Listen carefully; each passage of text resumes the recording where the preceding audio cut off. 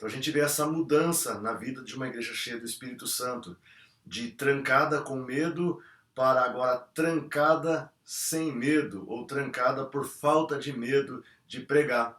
Antes de serem revestidos com poder, os discípulos estavam transtornados. Agora, revestidos de poder, eles estão transformados e transformando o mundo. Eles tinham o Espírito Santo e agora o Espírito Santo os tinha. Antes eles tinham o Espírito residente. Agora eles têm o Espírito como presidente. Agora eles têm o Espírito que os direciona a vida, a obra, o ministério. Antes o Espírito Santo estava neles. Agora o Espírito Santo age por meio deles. O Espírito Santo desceu sobre a igreja em uma forma audível, como um som veemente, impetuoso, conforme vemos lá em Atos capítulo 2. Desceu de forma visível, em colunas de fogo, ou como de fogo.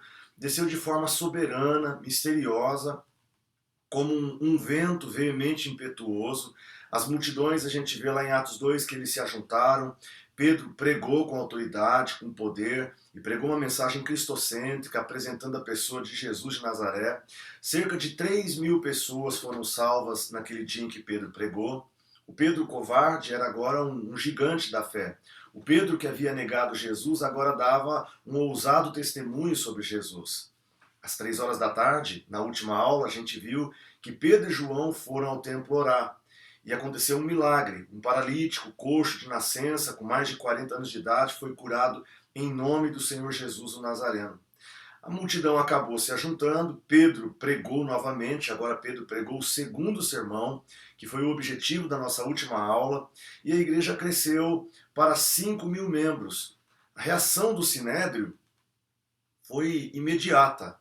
Uma igreja cheia do Espírito Santo, ela acaba atraindo almas para Jesus e, em consequência, ela sempre atrai a oposição do mundo. As autoridades prenderam, ameaçaram os apóstolos, contudo, longe de se calarem, longe de calarem a sua voz, eles alçaram a voz e anunciaram ainda com muito mais intrepidez o nome de Jesus.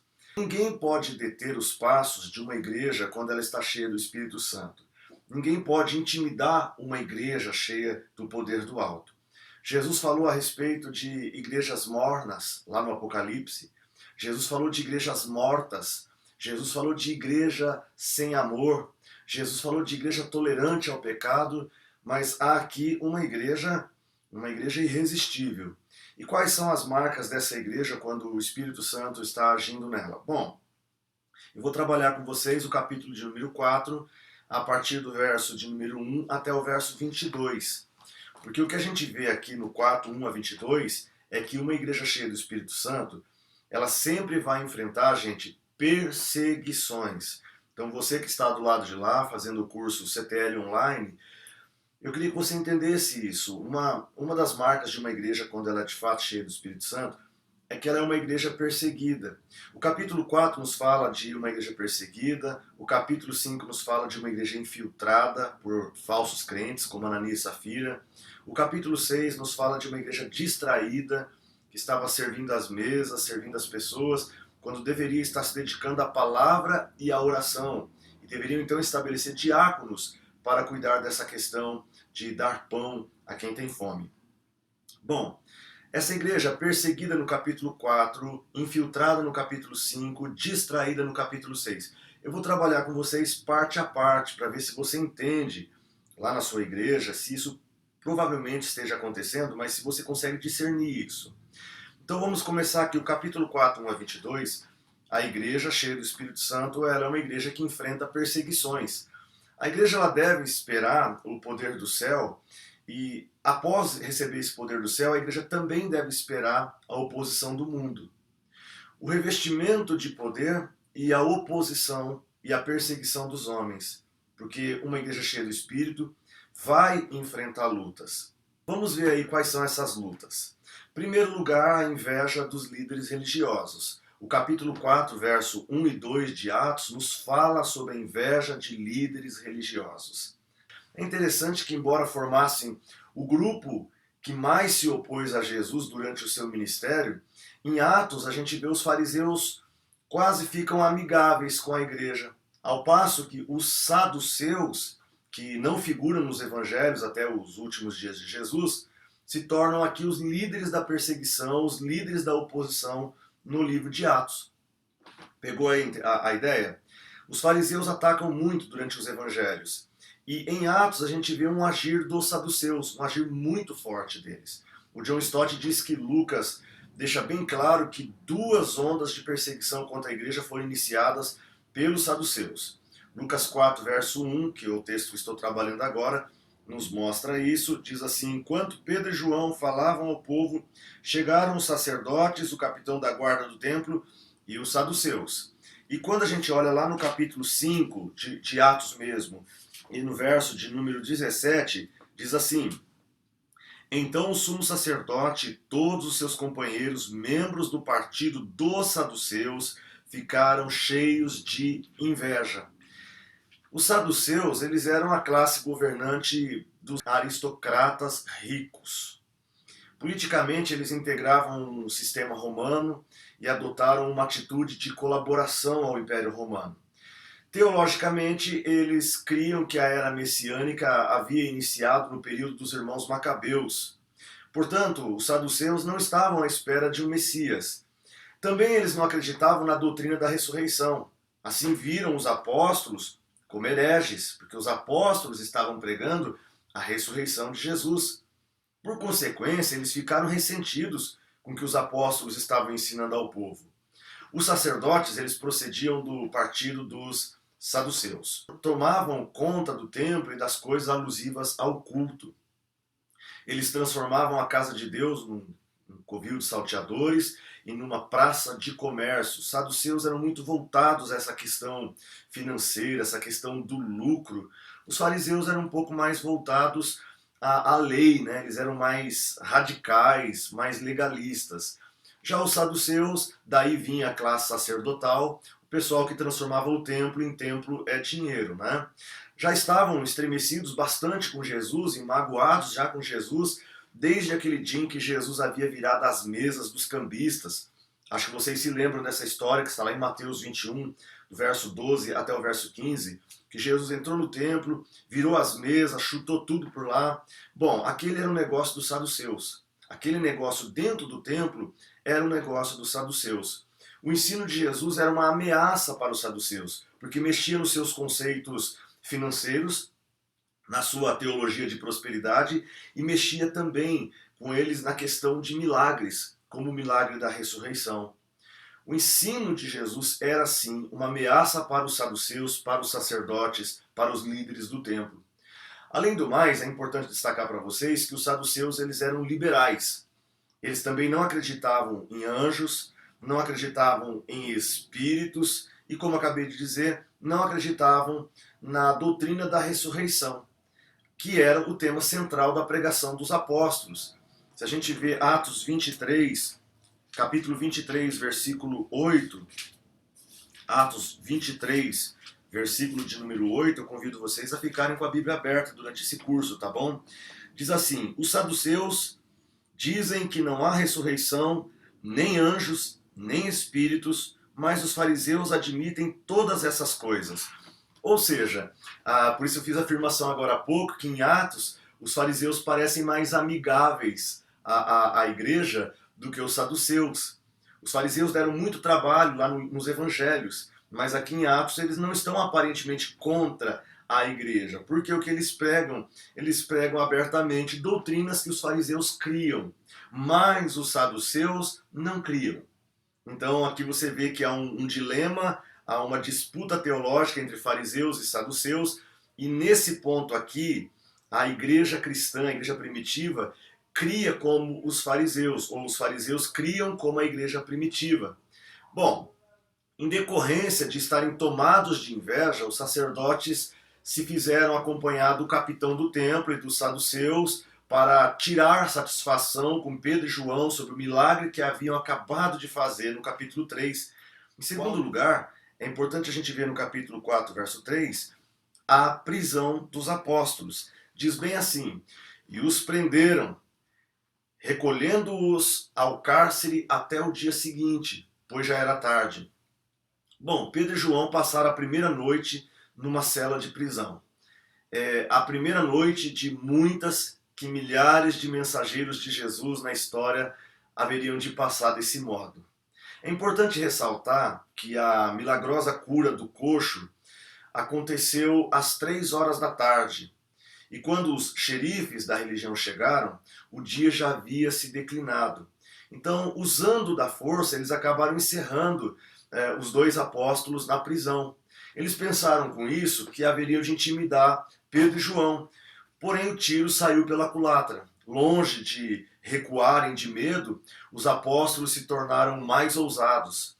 Longe de impedir as pessoas de se agregarem à igreja, essa atitude truculenta acabou acelerando ainda mais o crescimento da igreja. Como já afirmei aqui agora há pouco, nos evangelhos nós encontramos os fariseus como os principais oponentes de Cristo.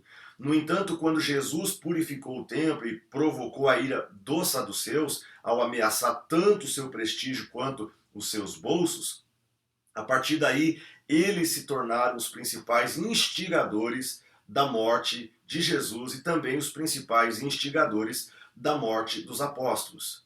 Uma terceira consideração que a gente vê aqui no verso 4 é o crescimento espantoso da igreja.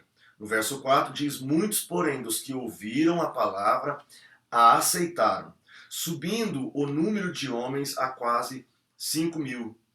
Na verdade, a perseguição, gente, nunca impediu o crescimento da igreja.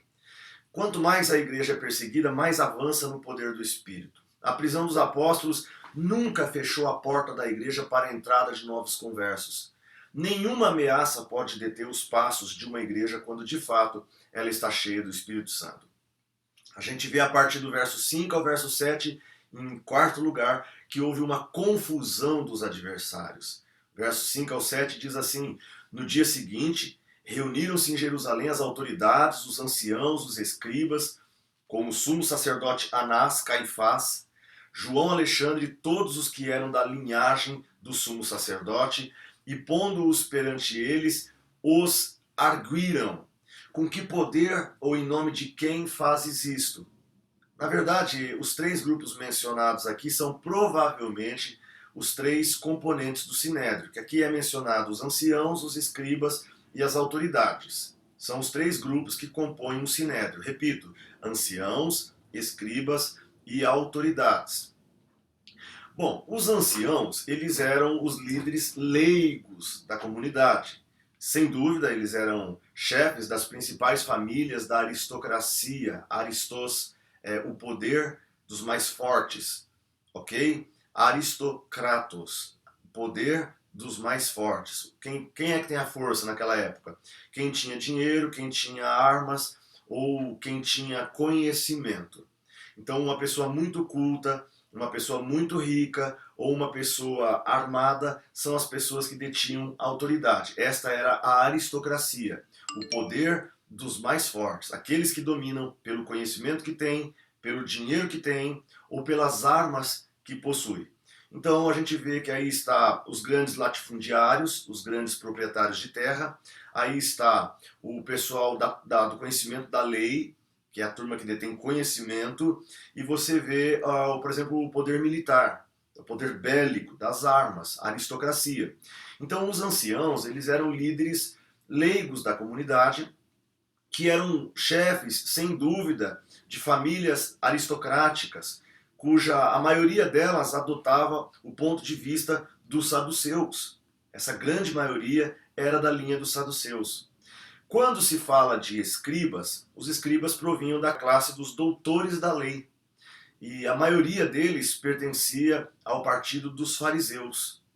Então, grave aí, tá? Quando se fala de anciãos, a grande maioria deles eram saduceus. Quando se fala de escribas, a grande maioria deles pertencia ao partido dos fariseus. O outro grupo mencionado aqui são as autoridades. Bom, as autoridades devem ser identificadas com o elemento sacerdotal no Sinédrio. Às vezes chamamos de os principais sacerdotes. Eram os detentores das várias posições oficiais na administração do templo. Era uma espécie de presbitério. aqueles que governavam o templo, seja o seu presidente, o secretário, o tesoureiro. Estas eram as autoridades. A gente pode notar, de passagem, como os negócios do templo estavam firmemente nas mãos de algumas poucas famílias poderosas. De acordo com o estudioso Wally Wiersbe, o sistema religioso judaico se tornava tão corrupto que os cargos eram passados de um parente para um outro parente sem nenhuma consideração pela palavra de Deus. Quando Anás foi deposto do sacerdócio, o genro dele, Caifás, foi indicado para tomar o seu lugar. Aliás, os 5 filhos de Anás ocuparam em algum momento um cargo oficial. Alguém definiu como nepotismo, como a prática de homens que são maus, mas sabem dar boas dádivas aos seus filhos. Bom, o Sinédrio judaico, gente, ele era composto de 70 membros. 70 membros mais o sumo sacerdote, que era o presidente do Sinédrio, ok? Os apóstolos, eles não esperavam justiça desse tribunal. Esse tribunal que contratou testemunhas falsas para sentenciar Jesus à morte. Vocês lembram disso? Então não havia como os apóstolos se enganarem e esperar a justiça deles. A pregação dos apóstolos, a pregação de Pedro, as 2 pregações de Pedro e o milagre que foi feito do coxo perturbaram profundamente a liderança religiosa de Jerusalém. Eles se viram diante de um sério impasse. O homem coxo era bastante conhecido. De fato, era um paralítico de nascença que há 40 anos pedia esmola ali na porta do templo. Todo dia os saduceus viam, Anás e Caifás e toda essa galera aí de escribas, seja lá quem for, todos viam esse homem há 4 décadas, pelo menos, na porta do templo pedindo esmola. A cura tinha sido notória, era pública, era irrefutável. Não tinha como refutar uma questão dessa. Mas a pergunta é de onde, porém, provém esse poder? Qual era a fonte de tão extraordinário milagre? Eles estavam confusos, estavam perplexos, sabiam que algo havia acontecido, mas eles não tinham explicações. Anteriormente, os principais sacerdotes tinham perguntado a Jesus com que autoridade, isto é a palavra grega exousia, com que autoridade ele havia purificado o templo e com que autoridade ele ensinava o povo. Você vê isso lá em Mateus 21, versículo de número 23. Agora, porém, eles perguntaram aos apóstolos com que poder, a palavra grega agora mudou, é a palavra dinamis, com que dinamis eles tinham curado aquele homem coxo. Bom, do verso 8 até o 12, a gente vê aqui em 5º lugar a resposta ousada de Pedro à pergunta com que poder, com que dínamos eles tinham curado aquele homem. A resposta de Pedro, Lucas registra com as seguintes palavras, verso 8 até o 12 diz assim: Então Pedro, cheio do Espírito Santo, lhes disse: Autoridades do povo e anciãos, visto que hoje somos interrogados a propósito do benefício feito a um homem enfermo e do modo por que foi curado, tomai conhecimento vós todos e todo o povo de Israel, de que em nome de Jesus Cristo Nazareno, a quem vós crucificastes e a quem Deus ressuscitou dentre os mortos, sim, em seu nome é que este está curado perante vós. Este Jesus é pedra rejeitada por vós, os construtores, o qual se tornou a pedra angular, e não há salvação em nenhum outro, porque debaixo do céu não existe nenhum outro nome dado entre os homens pelo qual importam que sejamos salvos. Ou seja, os apóstolos falaram diante de uma audiência composta pelos homens mais ricos, mais intelectuais e mais poderosos do país. Não obstante, a gente vê que Pedro, o pescador da Galileia, esteve entre eles mais como um juiz do que como um réu. Pedro acusa o mesmo tribunal que meses antes havia sentenciado Jesus à morte. Os apóstolos sabiam que podiam receber a mesma sentença. No entanto, não se intimidaram, e eu concordo com Marshall quando ele diz que a igreja não pode obedecer às ordens no sentido de renunciar à sua atividade mais característica, que é o testemunho do Senhor Jesus ressurreto, embora a igreja deva pagar o preço de sua recusa, o preço de sua recusa nem que seja com a morte.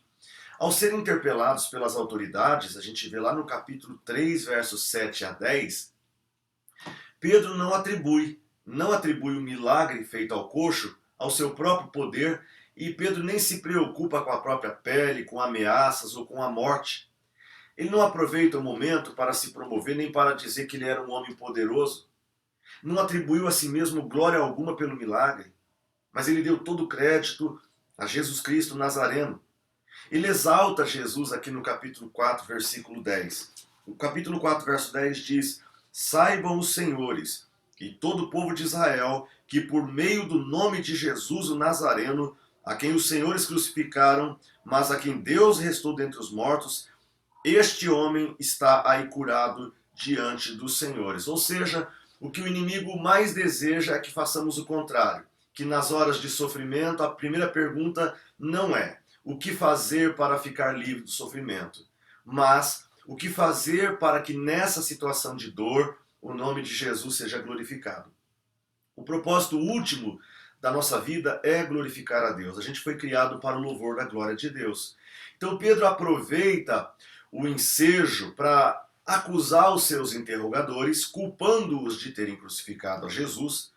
Ao mesmo tempo, ele proclama a ação de Deus ao ressuscitá-lo dentre os mortos. A defesa se transforma em anúncio direto. O réu se torna clara testemunha. O acusado passa a ser um acusador sério. Essa é a terceira vez que Pedro usa essa fórmula vívida: a quem vós crucificastes e a quem Deus restou dentre os mortos. Isso acontece no capítulo 2, verso 23 e 24. Isso acontece no capítulo 3, verso 15. Isso acontece no capítulo agora 10, capítulo 4, versículo 10. Ou seja, Pedro usa a fórmula a quem vós crucificastes, mas que Deus restou dentre os mortos. O apóstolo deixa claro que Jesus é a pedra angular que os judeus rejeitaram e o único Salvador debaixo do céu que pode dar ao homem a vida eterna. Justamente os construtores, os responsáveis pela construção de Israel, haviam considerado a pedra Jesus como imprestável. Deus, porém, transformou ele preciosamente em pedra angular, em pedra principal que ancora e que segura toda a construção. Jesus é a pedra fundamental que sustenta o edifício da igreja. Paulo volta a falar sobre esse assunto de pedra angular lá em Efésios 2, verso 20. Repete o assunto da pedra angular no capítulo 3, verso 11. Sim, Jesus é a pedra final que dá a sustentação a todo prédio, a toda a construção. Rejeitado pelos especialistas eclesiásticos e teológicos, Jesus foi transformado por Deus em pedra principal.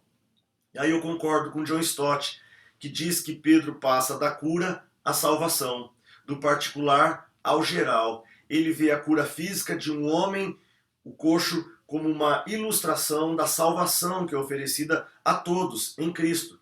Os dois negativos dizem aqui em nenhum outro ou em nenhum outro nome proclamam a singularidade positiva do nome de Jesus, a sua morte e ressurreição, a sua exaltação e autoridade fazem dele o único Salvador, já que nenhum outro possui as qualificações que Jesus possui. Santo, inculpável, sem mácula, nenhum outro possui as características do sacerdócio único que Jesus tem. Quando chegamos no verso 13 e no verso 14, nós percebemos aqui em sexto lugar a constatação inevitável dos líderes. Qual foi a constatação? Diz assim: ao verem a intrepidez de Pedro e João, sabendo que eram homens iletrados e incultos, admiravam-se e reconheceram que haviam eles estado com Jesus. Vendo com eles o homem que fora curado, nada tinham que dizer o contrário. O que impressionou o tribunal, gente, nas observações que eles fizeram, foi a intrepidez de Pedro em anunciá-las. Foi essa qualidade que os discípulos posteriormente pediram em oração. Se vocês olharem o capítulo 4, no verso 29, veja aí, capítulo 4, verso 29, essa é a oração deles. Agora, Senhor, considera as ameaças deles e capacita os teus servos para anunciarem a tua palavra corajosamente, com intrepidez. Essa é a oração dos apóstolos a partir de agora. Se vocês olharem ainda no capítulo 4, no verso 31, diz assim: depois de orarem, tremeu o lugar em que estavam reunidos, todos ficaram cheios do Espírito Santo e anunciavam corajosamente a palavra de Deus. Eles pediram isso a Deus, que Deus desse a eles intrepidez para anunciar a palavra. A gente vê que essa foi a característica dos apóstolos a partir de agora. A maneira deles falar diante do público, a intrepidez deles falarem, a coragem que eles tinham para proclamar. Se a gente pegar o capítulo de número 9, pega a sua Bíblia rapidinho aí, pegar o capítulo 9 de Atos e olhar nos versos, me ajude aí, tá? 9, 27 e 28, diz assim: então Barnabé o levou aos apóstolos e lhes contou como no caminho Saulo vira o Senhor que lhe falara, e como em Damasco ele havia pregado corajosamente, ou seja, com intrepidez, o nome de Jesus. E o 28 continua dizendo: assim Saulo ficou entre eles e andava com liberdade em Jerusalém, pregando corajosamente em nome do Senhor, ou seja, com intrepidez. Vire um pouquinho mais de páginas aí, Atos capítulo 13, versículo de número 46. Perceba a intrepidez e a coragem no discurso dos apóstolos a partir de agora. 13, verso de número 46. Abriu a Bíblia aí? Eu espero você abrir. Pegou já? Vamos lá então. 13, 46. Então Paulo e Barnabé lhes responderam corajosamente: era necessário anunciar primeiro a vocês a palavra de Deus, uma vez que a rejeitaram e não se julgam dignos de vida eterna. Agora voltamos-nos para os gentios. Paulo e Barnabé pregam corajosamente, ou seja, com intrepidez. Nós estamos no capítulo 13, verso 46. Vire mais uma página, vamos no capítulo 14, no verso 3 de Atos. Paulo e Barnabé passaram bastante tempo ali, falando corajosamente, isto é, com intrepidez, do Senhor, que confirmava a mensagem de sua graça, realizando sinais e maravilhas. Agora eu quero que vocês virem um pouquinho mais as páginas e vamos ao capítulo de número 18. Capítulo 18, versículo de número 26. 18, 26. Encontraram? Diz assim: logo começou a falar corajosamente na sinagoga. Quando Priscila e Áquila o ouviram, convidaram-no a ir à sua casa e lhe explicaram com mais exatidão o caminho de Deus. Percebeu? Começou a pregar corajosamente. Eu estou no capítulo 18, 26. Vira mais uma página, vamos ao capítulo 19, no versículo de número 8. Olha o que diz lá. Paulo entrou na sinagoga e ali falou com liberdade durante 3 meses, argumentando convincentemente acerca do reino de Deus. Ele falava corajosamente, com intrepidez, convincentemente. Vira um pouquinho mais de páginas aí, vamos no capítulo de número 26, no versículo de número 26. Atos 26, 26. Estou mostrando para vocês como no livro de Atos essa oração foi atendida. Eles pediram a Deus que Deus desse a eles aquilo que deu a eles no dia que se defenderam diante do Sinédrio. Porque a forma deles falarem convenceu o Sinédrio que eles eram pessoas honestas. A forma de falar mostrou para o Sinédrio que eles estavam dotados de autoridade. Então, eles pedem a Deus autoridade para falar com intrepidez, falar convincentemente, falar com autoridade e agora falar corajosamente. Eu estou mostrando para vocês em vários versículos que foi isso que Deus fez na vida deles. Então é isso que nós estamos mostrando para vocês. Deus deu a eles a resposta da oração que eles fizeram. Claro que não acaba aqui. Nós poderíamos ler ainda Efésios 6, verso 20, poderíamos ler 1 Tessalonicenses 2, verso 2. Uma outra coisa que eu quero tratar com vocês aqui é que no discurso feito pelos apóstolos, eles fizeram com coragem, porém o pessoal disse que eles perceberam que eles eram homens iletrados e homens incultos e que eles falavam com autoridade. E aí então tem muita gente que acha que iletrado e inculto é que eles não tinham capacidade alguma, mas que cheios do Espírito Santo passaram a ser capacitados. E creio até que Deus não... Muitos creem que Deus não usa gente capacitada. Tem que ser literalmente um iletrado e alguém inculto. Que pessoas assim Deus usa.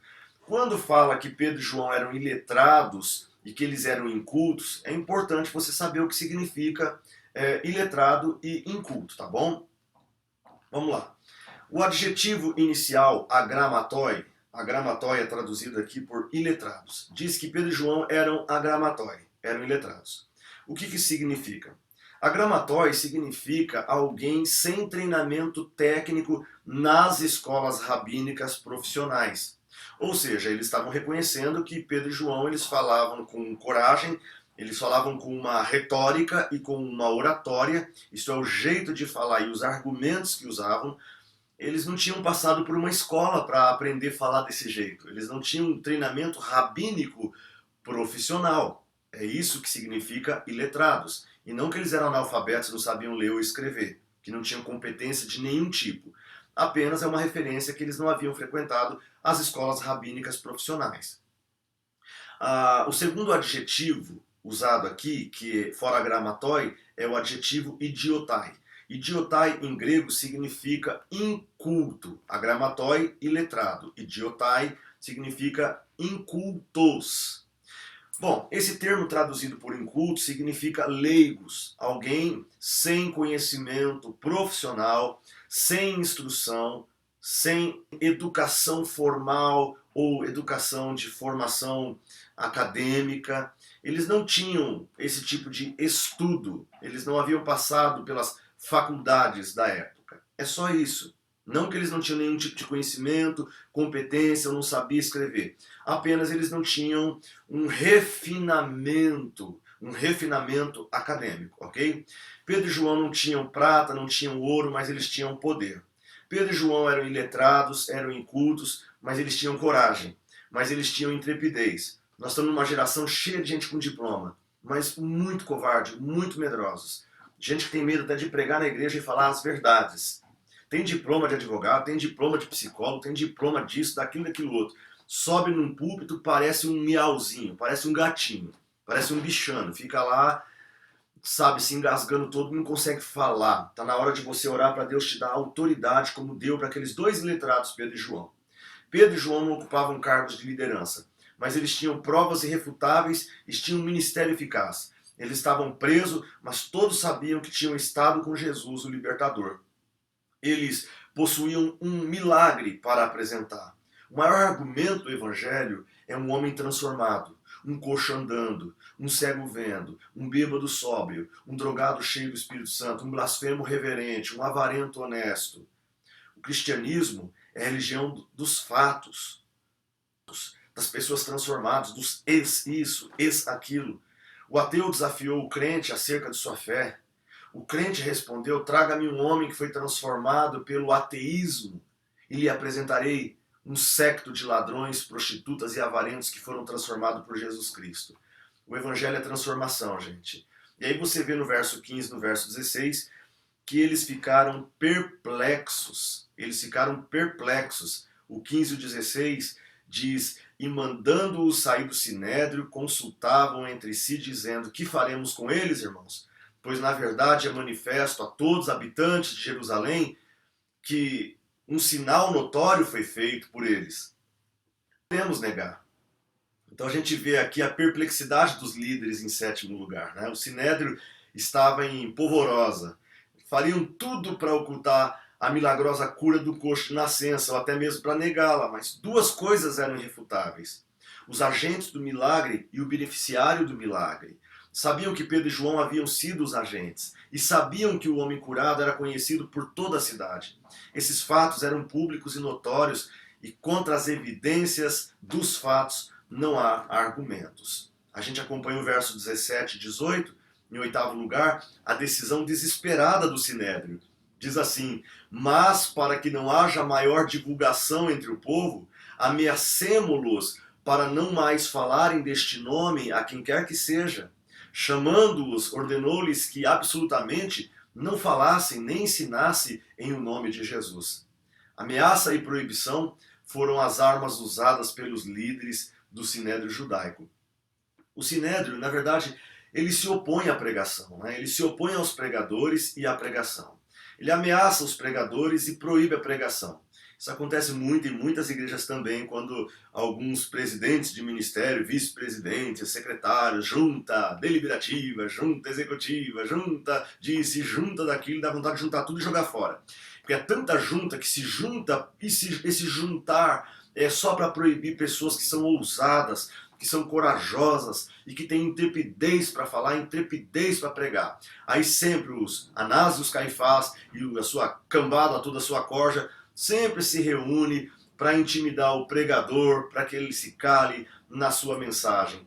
Mas o Sinédrio estava, a gente vê que os membros do Sinédrio estavam constrangidos com a intrepidez de Pedro e João, né? Impotentes diante do poder que eles tinham diante do nome de Jesus. E aí chegamos nos versos 19 e 20, onde, em nono lugar, a gente vê a resposta ousada de Pedro e João para o Sinédrio.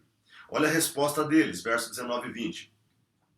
Mas Pedro e João responderam: julgai se é justo diante de Deus, ouvir-vos antes a vós outros do que a Deus. Pois não podemos deixar de falar das coisas que vimos e ouvimos. A autoridade de Deus está acima da autoridade dos homens. Quando uma autoridade humana torna-se absolutista, precisamos desobedecê-la para obedecermos a Deus.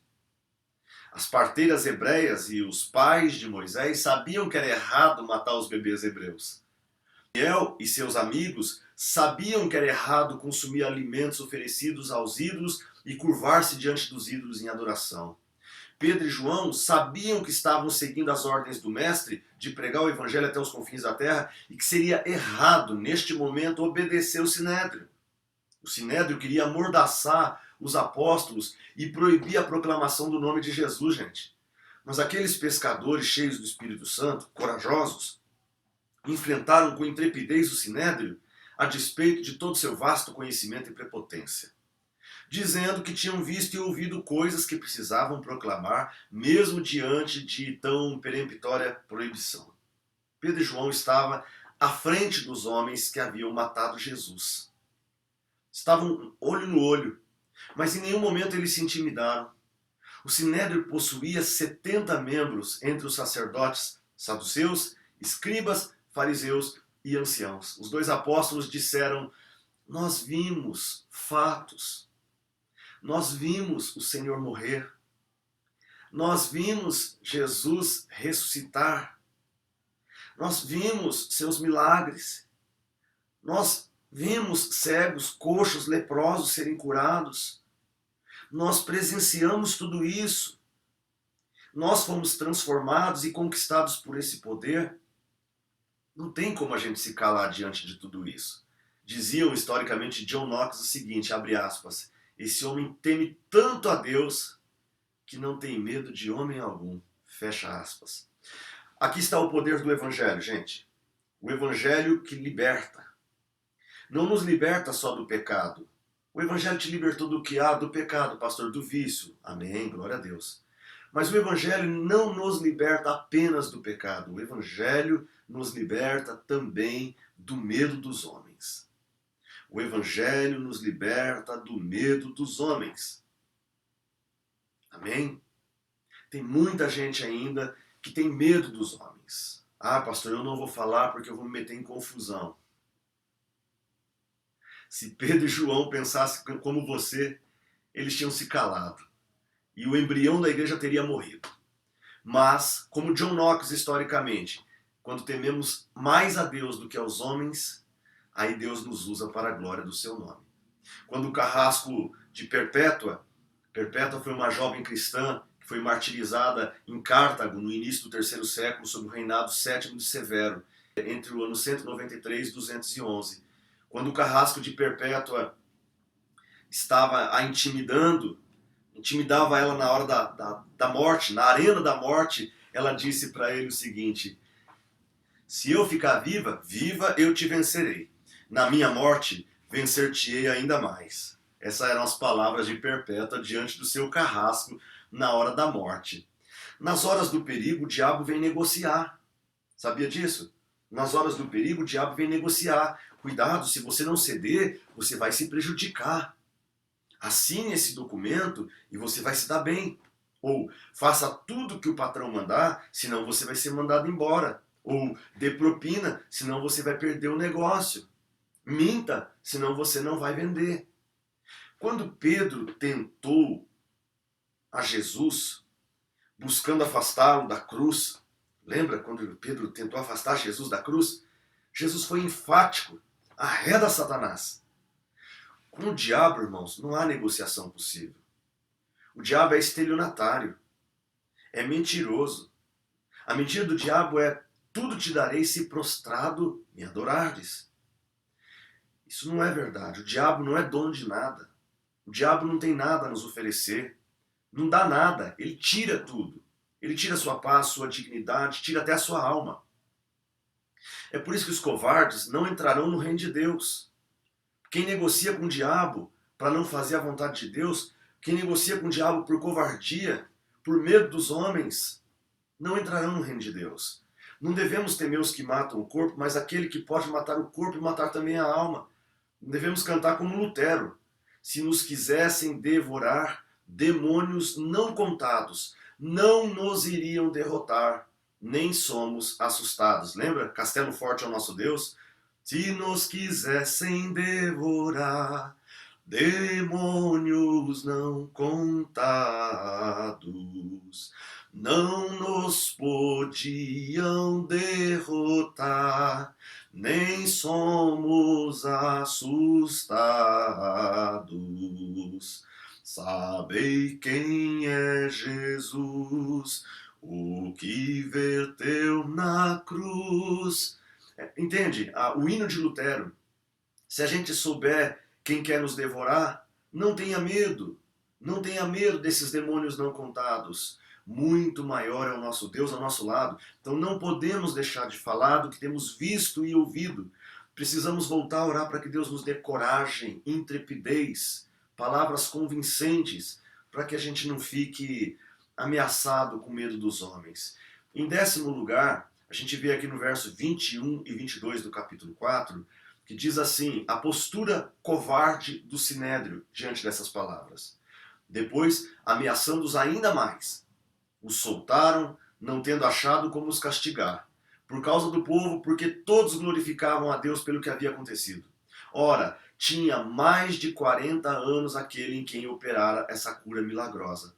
O sinédrio se viu encurralado, porque a verdade dos fatos estava contra eles. Os apóstolos incultos e letrados não recuaram diante de suas arrogantes ameaças. O povo dava mais crédito ao que havia ouvido e visto por parte dos apóstolos do que com as prepotentes ameaças do sinédrio. O milagre irrefutável desarticulou toda a ação desses líderes insolentes.